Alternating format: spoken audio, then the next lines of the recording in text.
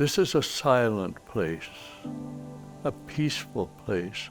You can enter into that, and you don't have to speak. You can just come and sit in those chairs and look at the mountains and think about yourself. Think about your family. Think about God. How do you relate all around as yourself? People are looking for a little less frantic pace, and they find it here. And to me, that's the basic treasure that this place represents. It's a place of peace, serenity, welcome, wonderful place to be able to rest in God and grow your faith. You can go down to the creek and just hear that water go through. You can go through the forest. Just people immersing themselves in the beauty of creation. There's a real embodiment here of the principles of the spiritual life and the spiritual program. The chapel is just so peaceful and the grounds are just so beautiful, the view of the mountains. People come for a variety of reasons, and they don't necessarily know why, but they just kind of feel called to come. It might be the beauty, it might be whatever, but just to pay attention to the little promptings that come about, just to allow that intuition to play out and explore, be curious about what might unfold for you if you just give space for that. For me, it's very humbling to know that all the people's lives that this retreat center has touched. I came to my first silent retreat here at the Mount, and it was such an incredible experience. Because I was really anxious about just sitting alone with my thoughts, but at the end of the day, I was able to just open up, being in touch with nature, being in touch with animals, and really allow God to be present and find peace and quiet. How it all started, the head honcho at the time was Claude Labossière, who had spoken to the bishop. We were looking to come into the Diocese of Calgary, and we hadn't got much, and then the bishop phoned Father Claude to say, can you set up a retreat house?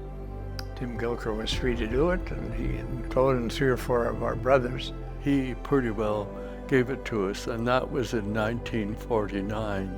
And the place began immediately to offer retreats within the Diocese of Calgary. It was a place of refuge for them where they could come and spend a whole weekend finding people who would listen to them, guide them. We had a farm at the time as well, chickens and pigs and so on. In the early days, after the war, some veterans would join us and they'd work on the farm and so on. The most important thing that we offered to them was a haven of prayer, silence, and just being able to sit and think about their lives.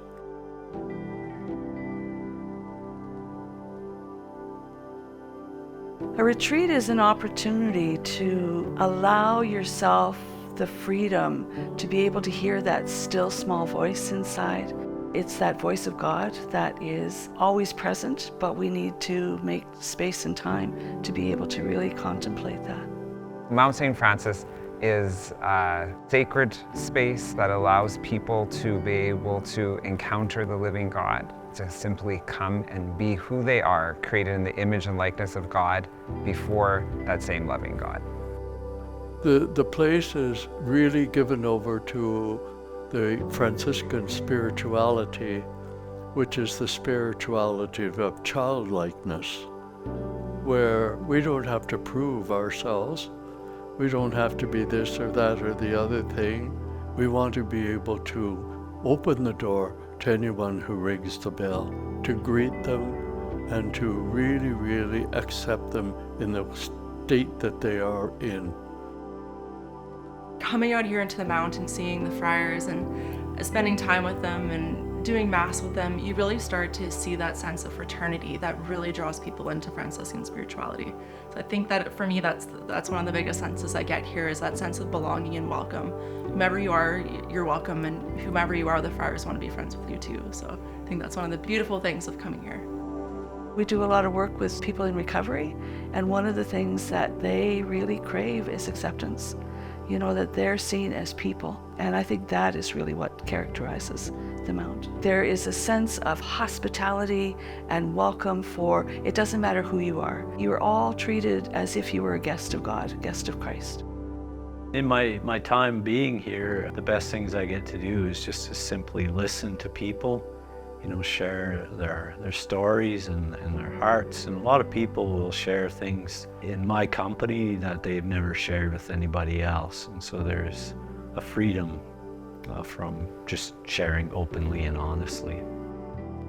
Speaking with people who've been coming for decades, they've told me, this place has got me through raising my children, a divorce or a death. And so it follows people on their journey. And so they come year after year because they find a way to come to peace, you know, with what they're living. And the friars and the team, we do our best to make that happen. The friars are just all so wonderful. They all have their different personalities, and each one is very special, and they're all so welcoming to anyone and everyone. Just humble, down to earth. They've had lifestyles, or they've had, you know, journeys, and some of them very different from ours, but enlightening, and we come away with something every time. The connections, the relationships that are found here are just unbelievable. They're super relatable. They're always open to share about their lives or like even their story joining the Franciscans. And I just love seeing their connection with St. Francis and how you can find God in all of the little things and in all of creation. We live in a world that's very fast-paced and very chaotic, and you're always striving to do the next thing and do something new and do something fresh. And it's really when you come out here to the Mount and you take a second to reflect on the quiet and the solitude and the peace that you start to find yourself and start to find the beauty in the world around you. There's no need to be going 1,000 miles every single second of your day, and you really start to appreciate those moments of silence when you come out here. It's been hard on a lot of people in this world. Is very unpredictable now. But what is predictable is God's love. And we need to unplug, you know what I mean? And to just be silent and reconnect best they can. When people come seeking peace, they learn how to sit in silence and commune with nature. And we have 500 acres of land to commune with. Lots of animals on our property. They're protected, they feel safe. So they're all here. It gives you a certain sense of peace, just being at one with the trees, with the soil, with the horses down in the field, that deep interior peace that allows you to say, I'm okay.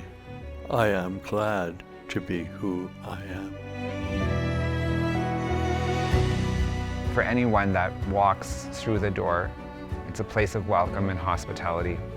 It's a place for you to be able to put your burdens down, even just for a little bit, and to have a space just to be, and to know that you are met with warmth, that you are met with the love of Christ present here, and that you are invited to go into your heart so that you can then live from the core of who you are and to be able to carry that into the world.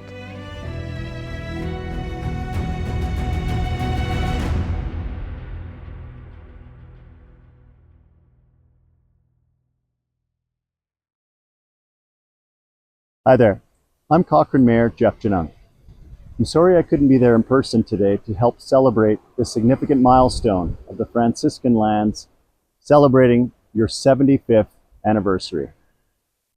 I want to begin by saying what a great neighbor and partner the Franciscans have been over that 75 years.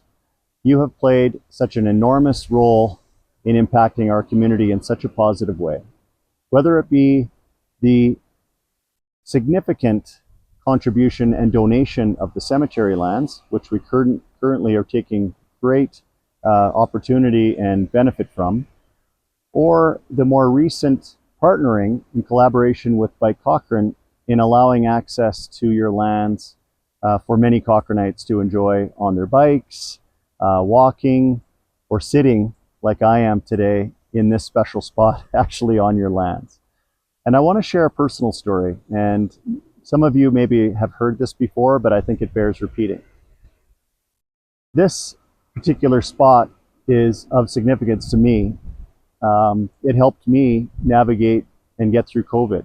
It was a trying time for all of us, but as my role as mayor, it was significantly heavy for me to deal with the weight of COVID and all the impacts it was having on each of us individually or us as a community.